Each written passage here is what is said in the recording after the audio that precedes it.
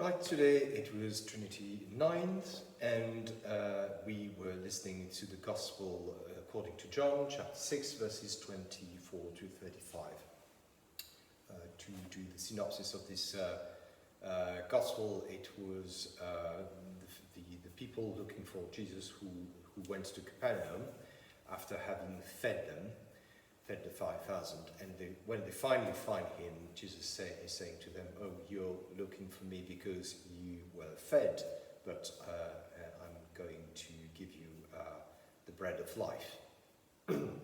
So, as usual, I wanted to contextualize this gospel that was happening, and it's always striking how we've got difficulties to realize how different our lives are. So these people were waiting for hours to see Jesus. They were like waiting half a day or 24 hours. These are the kind of things that we wouldn't be able to do in our modern society because we are always busy. Either we go to work, or we've got an appointment with a GP or with the hairdresser, or we go to the shopping. We always have something to do, and we watch our watches all the time. So very different context in that way. The other thing that was very important at that time is that people were focused on the primary needs, being fed, eating, and it was all the more striking that there were great disparities, there were inequality within these societies at that time. Remember, we are in the Roman Empire, and in the Roman Empire you had the Roman citizen who had an abundance of food, most of them, the equivalent of a wedding banquet every day, and with such luxury. And at the same time you had some people who really were struggling, and you were thinking of food every day. And think for instance that if you had any trip to do from one town to another, you would always have some food with you in your bag. So imagine ladies having in your handbag always some cheese or bread. So it was something that was very important for them. So this is why they were acknowledging prophets when they were feeding the people, and Jesus was considered as this because he fed them, and it was very important. There was an analogy with Moses feeding the people of Israel in the wilderness. So Jesus is reminding them at the time that it wasn't Moses, but it was God the Father who fed them. And he's going to promise them the bread of heaven so that they will no longer be hungry. Just like with the woman at the well, he promises her to have the source of a spring where she will never be thirsty again. And actually that's important because it is shifting a relationship with God from the Old Testament to the New Testament to something that is very different.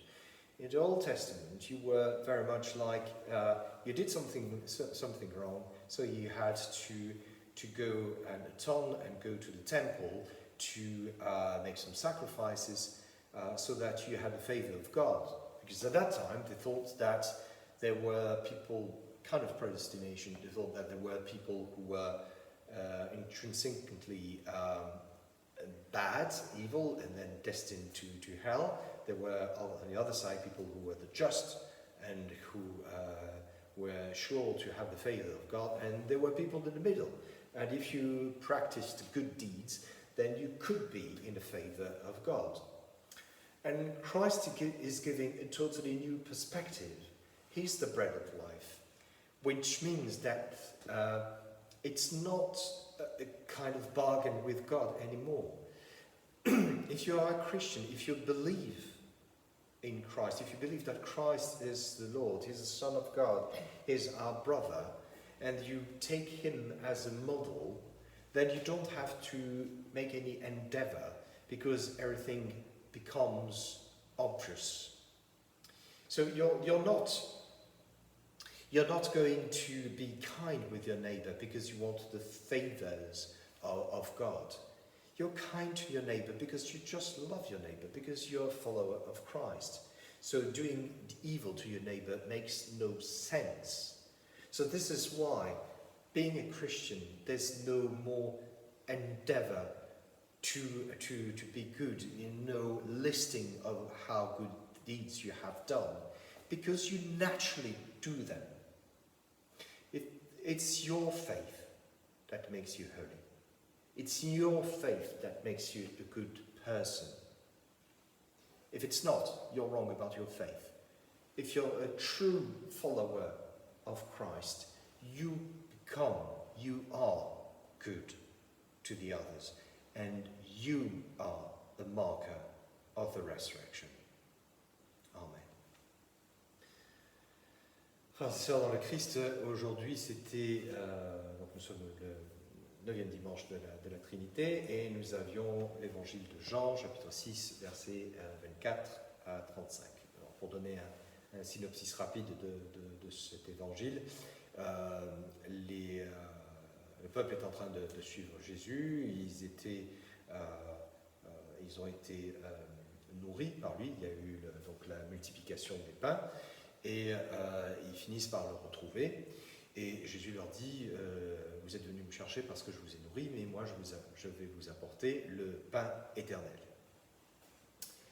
Donc comme d'habitude, je m'intéresse au contexte de cet évangile, et toujours ce qui me frappe, c'est qu'on a du mal à s'imaginer à quel point nos cultures sont différentes, les temps sont différents. Déjà, ces gens-là prennent le temps d'attendre Jésus, de le chercher, d'attendre qu'il revienne de l'autre côté du lac.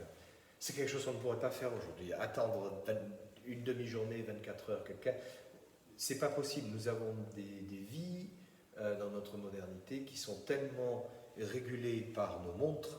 On a toujours un rendez-vous chez le docteur, un rendez-vous chez le coiffeur, ou que ce soit c'est l'heure d'aller faire des courses, ou il faut aller au travail. Donc c'est vraiment différent. Le temps est différent.